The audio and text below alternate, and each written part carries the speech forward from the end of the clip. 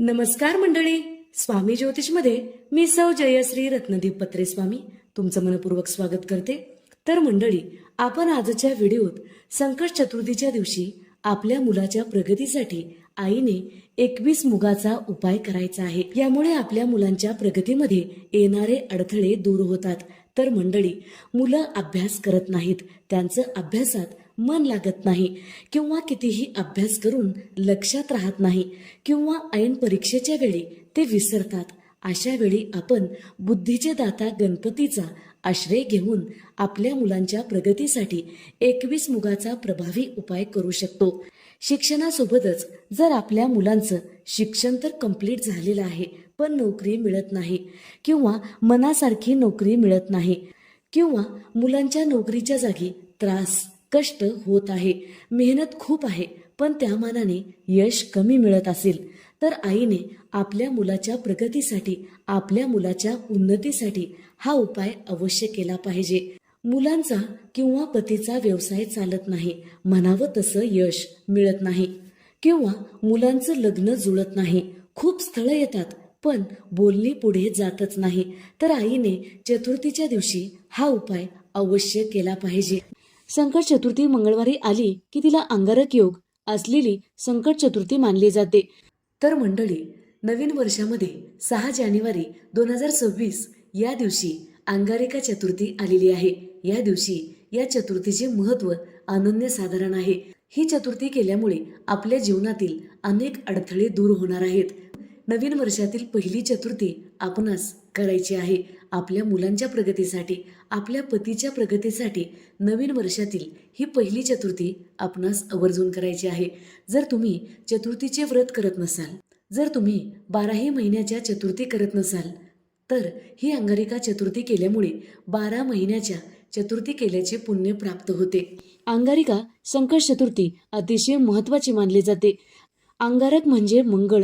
या दिवशी येणारी अंगारकी चतुर्थी ही विशेष फलप्रद मानली जाते।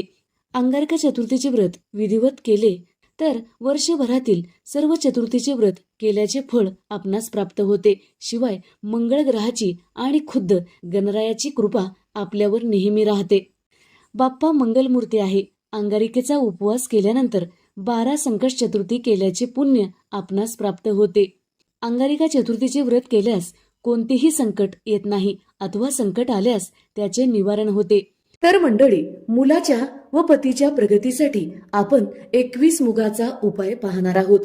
चला तर मग आपण उपायाला सुरुवात करूया। हिरव्या रंगाच्या मुगावर बुध ग्रहाचा प्रभाव असतो। बुध ग्रह हे आपल्या कुंडलीत खूप महत्त्वाचे कार्य करतात। बुध ग्रह आपण कमावलेला पैसा आपल्याकडे टिकवण्याचे काम हे बुध ग्रहाचे असते। बुध ग्रह दुसरे तिसरे कोणी नसून आपले गणपती बाप्पाच आहेत। 108 मुगाचा उपाय आपण पाहणार आहोत।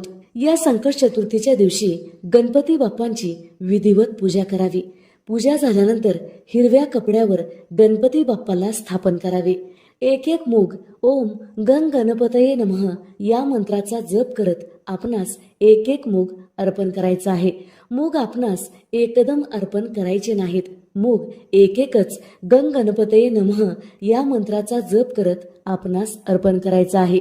या मुगाची एक पोटली बांधायची आहे व आपल्या मुलांच्या उशाशी ठेवायचा आहे। आपण ही पोटली मुलांच्या उशीच्या खाली ठेवू शकता।